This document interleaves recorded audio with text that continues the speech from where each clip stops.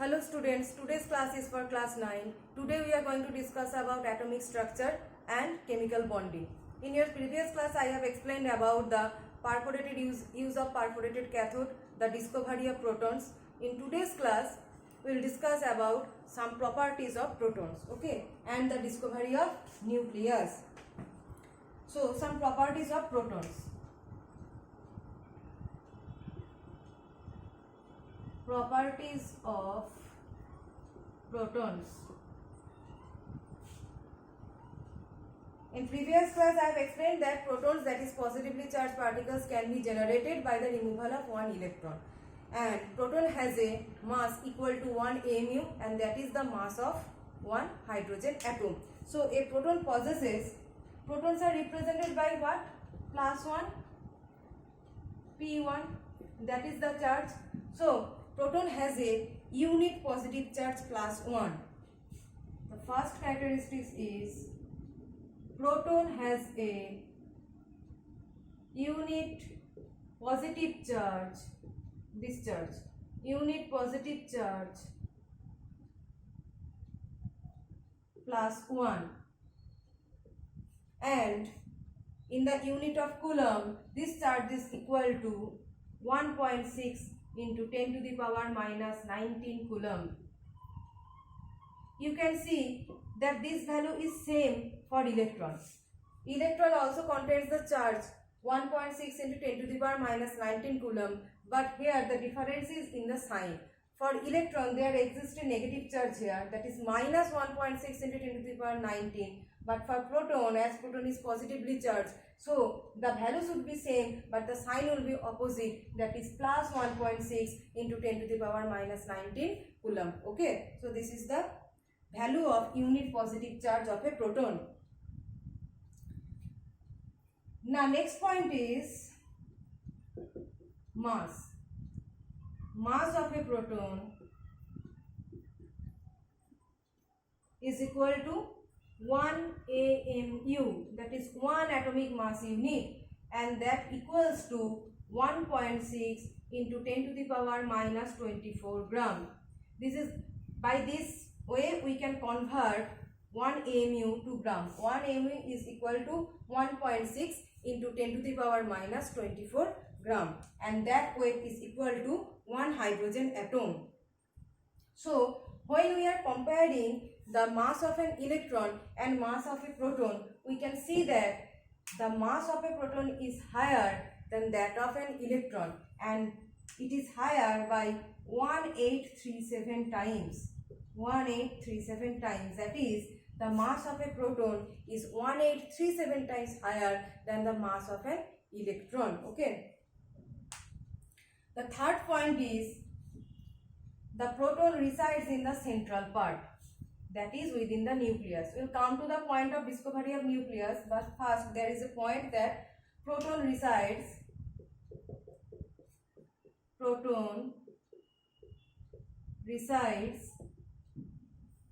inside the nucleus. Inside the nucleus. While electrons reside outside the nucleus and protons reside inside the nucleus. This is the central part. Nucleus is the central part of an atom. Central part of an atom. Okay, central part of an atom. Now, J.J. Thomson, by the discharge tube experiment, J.J. Thomson discovered electrons, and Goldstein, by using perforated cathode, discovered protons. We have got the properties of electrons and protons.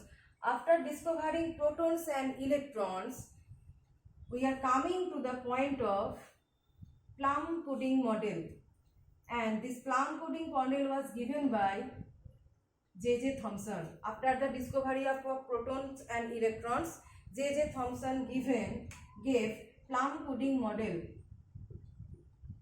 This is called plum pudding model by J.J. Thomson. Now what is this model?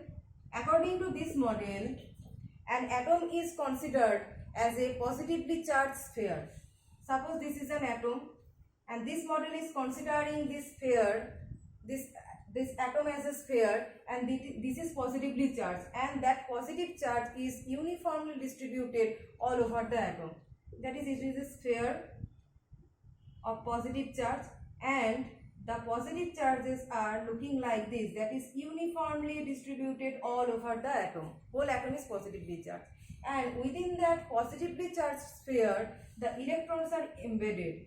That is, the electrons are lying inside that positive sphere. That means electrons are embedded into it. So these are the 2 points, that is, the whole atom is positively charged and the positive charge is uniformly distributed, and the second is this negatively charged electrons lies within that sphere, that is embedded into it. The second point is, we can see that the atom is electrically neutral, so the amount of positive charge and the amount of negative charge must be equal here. So the amount of negative charge and the amount of positive charge is equal here. So the positive negative are cancelling each other and making the whole atom electrically neutral. So this is the second point. And the third point is, the atom consists of a mass. Any atom consists a definite mass, and that mass is also uniformly distributed all over the atom. That means, like this positive charge, the mass of an atom is uniformly distributed for all over the atom. So we are listing out these 3 points. That is, the first point is, atom is a positively charged sphere where the positive charge is uniformly distributed,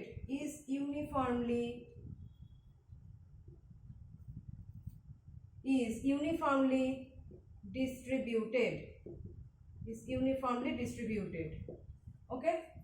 The second point is, positive charge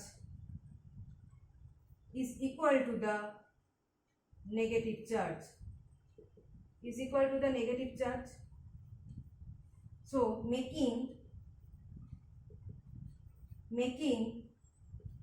the atom neutral. This is the second point. And the third point is, the mass of the atom is also uniformly distributed. Third point is, mass of the atom is uniformly distributed. Okay, is uniformly distributed. So these are the 3 points of plum pudding model. Next we are coming to the discovery of neutron. That means nucleus. Discovery of nucleus.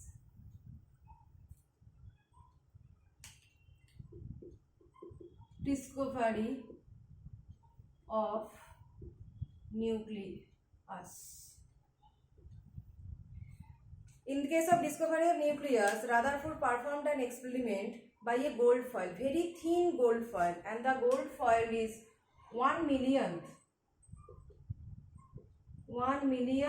of a centimeter.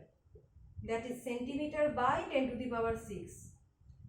Okay, very thin gold foil was taken by Rutherford, and a ray of alpha rays, positive alpha rays. Alpha means alpha rays are actually 2He4, that is alpha rays, helium. So a ray of alpha rays are falling over that gold foil. So what happened in that case? Suppose alpha rays are generating from this. These are the alpha rays. They have taken a gold foil, and when these rays are passing, maximum rays are passing in a straight line. This straight line, maximum rays are passing in a straight line. These are the observations of that gold foil experiments. Few alpha rays are deflecting in a small angle like this, going and deflecting. This is the deflection. Okay. There are few rays that are deflecting in small angle, and very few rays are deflecting just in opposite direction. That is, they are going in that direction and returning back to the opposite direction. That is total 180-degree deflection, going in that way and returning in like this way.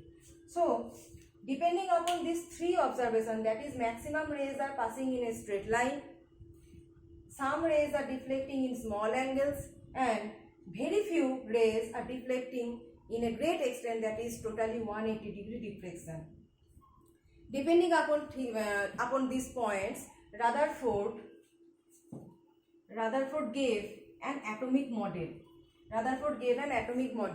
So what is that model? According to Rutherford's atomic model, maximum space within an atom is vacant. First point is maximum space